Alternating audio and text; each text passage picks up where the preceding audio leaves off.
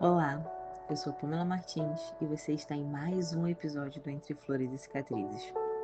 Hoje eu quero conversar com você sobre algo que a gente acha que entende, até que chega a nossa vez de viver. Quando amar significa obedecer e renunciar se torna a forma mais pura de permanecer em Deus. Houve um tempo em que alguém do meu passado voltou, como quem não devia, mas ainda conhecia o caminho. E eu, como quem já conhecia o final da história, mas ainda sentia o mesmo arrepio de quando tudo começou. Era o mesmo sorriso, o mesmo jeito calmo, a mesma voz que parecia me ler por dentro, mas também era o mesmo abismo.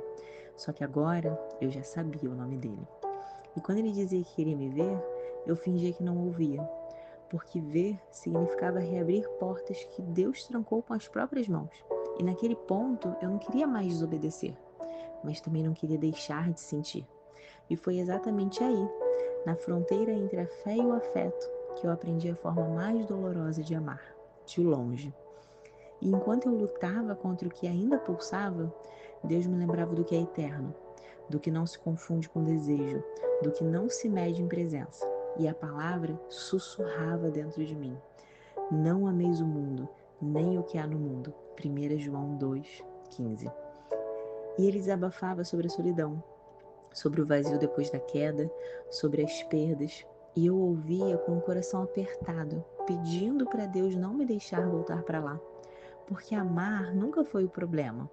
O problema sempre foi o que esse amor poderia me custar. E eu não podia mais pagar o preço de me afastar do propósito, tentando ser a cura de alguém. E foi nesse ponto que eu entendi que seguir Jesus tem tudo a ver com renúncia. E foi ele mesmo quem disse, lá em Lucas 9:23, negue-se a si mesmo, tome a sua cruz e siga-me. E ele não era mau, ele era ferido. Ferido de um jeito que o tempo não consertou, que a fé não alcançou. Um homem que aprendeu a viver sem Deus e achou que isso era liberdade, quando na verdade era só um cativeiro com outro nome. Mas mesmo assim eu me importava. Mas não aquele importar que prende, o que ora, não o que insiste, mas o que intercede. Eu queria que ele fosse feliz, que encontrasse a fé que perdeu, que conseguisse se perdoar. Mas Deus me mostrou que não era minha missão salvá-lo, era a minha prova deixá-lo ir. Então, quando ele dizia que queria me ver, eu fugia. Não por medo, mas por obediência. Porque o amor que vem de Deus não nos tira da rota. Ele nos ensina a continuar andando, mesmo com o coração dividido. E de vez em quando eu ainda pensava nele, mas agora com compaixão, não com dor. Porque eu entendi que o amor verdadeiro, ele não precisa de presença para continuar existindo.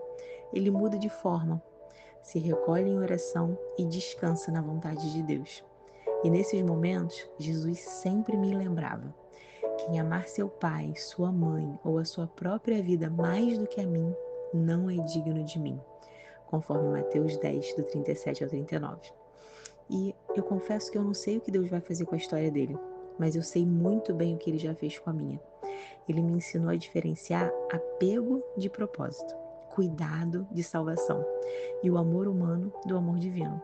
E assim eu aprendi a amar de um jeito novo, sem posse, sem pressa, sem perder o foco no céu, porque aquele que perder a sua vida por minha causa a encontrará.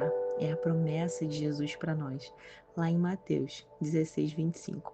Então, se esse episódio falou com você ou te lembrou de alguém que também precisa dessa força hoje, compartilhe com essa pessoa. E obrigada por estar aqui comigo, por escolher me ouvir, mesmo nas partes em que o peito aperta. Obrigada por deixar que a minha história toque a sua, por se identificar com essa luta silenciosa entre o coração e a vontade de Deus, por caminhar comigo nesse trecho em que a saudade vira oração, a distância vira cuidado, e renunciar também é amar. E se você quiser ler esse capítulo completo ou mergulhar em mais flores que já desabrocharam lá no meu blog, é só acessar floresdascicatrizes.com. E obrigada por permitir que as minhas cicatrizes toquem você e que Deus te abençoe. Nós nos vemos no próximo episódio.